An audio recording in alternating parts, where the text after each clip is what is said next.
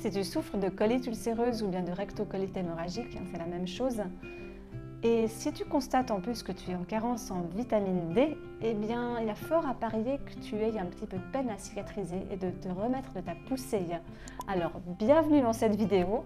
On va voir ensemble en quoi la vitamine D joue un rôle majeur dans les processus de cicatrisation, étonnamment.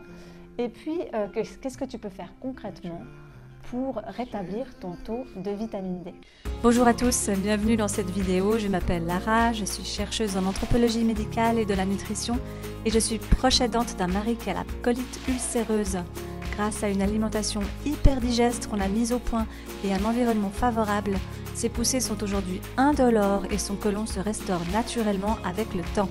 Aujourd'hui, j'aimerais partager mes méthodes de rééducation du côlon pour que d'autres personnes qui souffrent de maladies digestives puissent aussi en profiter à travers mes petits tutos de 5-10 minutes. Il faut savoir que dans une recherche parue dans une revue gastro-entérologique, il est fait état d'un lien qui existerait entre carence en vitamine D et inflammation des intestins. Alors pourquoi je fais mention de cette recherche alors qu'il y en a vraiment beaucoup ? Cette recherche est très spéciale dans la mesure où elle porte sur plus de 1000 patients, ce qui n'est pas négligeable en termes quantitatifs. Et puis, elle a été portée sur une durée de plus de 5 ans. Donc, il y a quand même un certain recul. Et qu'est-ce qu'il en est advenu de cette poussée par rapport à la rectocolite hémorragique? Puisque finalement, c'est ça qui nous intéresse, nous particulièrement. C'est que, premièrement, les personnes qui sont en carence en vitamine D et en poussée vont mettre plus de temps à se rétablir que les autres. Et deuxièmement, les personnes qui ne sont pas en poussée mais qui ont la rectocolite hémorragique et qui ne se supplémentent pas en vitamine D ont de fortes chances de déclarer une poussée. Donc c'est vraiment pas inintéressant. Je vais vous mettre les références de cette recherche en fin de vidéo. Et puis, alors qu'est-ce que toi, concrètement, là-dedans, tu peux mettre en place pour remettre ton taux de vitamine D à la normale? Alors, premier conseil, tu peux décider de te supplémenter.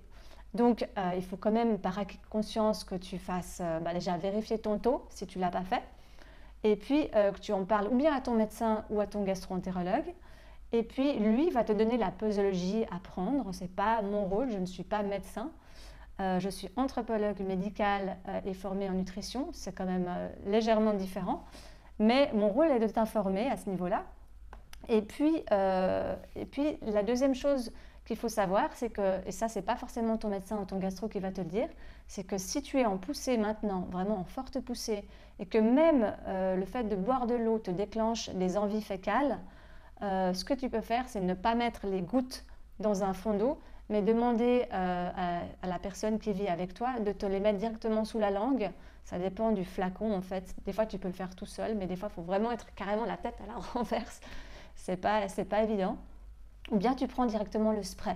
Ça me semble être le plus pratique. Il y a aussi une deuxième manière d'absorber la vitamine D que tout le monde plus ou moins connaît. C'est simplement d'aller te mettre au soleil et de te bronzer un peu la truffe. Alors, si tu regardes cette vidéo et qu'on est en été, ça tombe bien. Franchement, vas-y le plus possible. Évite peut-être les heures fortes. Le but, c'est pas de te prendre un coup de soleil, hein, mais prends en tout cas une demi-heure de soleil par jour. Au niveau du visage et des mains, en tout cas, ce serait vraiment le minimum. Et puis aussi, voilà, si on est en automne ou en hiver, c'est pas le problème du manque de soleil. C'est vraiment le problème que même s'il y a du soleil, le soleil est tellement éloigné par rapport à la planète en hiver que ça va pas du tout avoir la même portée. Donc de toute façon, on part du principe qu'il faut se supplémenter en novembre. Enfin en novembre, je dis ça parce qu'on est en novembre. Je me suis trahie, mais en hiver ou en automne. Et puis, c'est vrai que les populations nordiques sont vraiment réputées, nordiques, mais la Suisse pourrait en faire partie d'ailleurs, sont vraiment réputées pour manquer de vitamine D. Donc, c'est important aussi de pouvoir y recourir, je vais y arriver, par la voie alimentaire.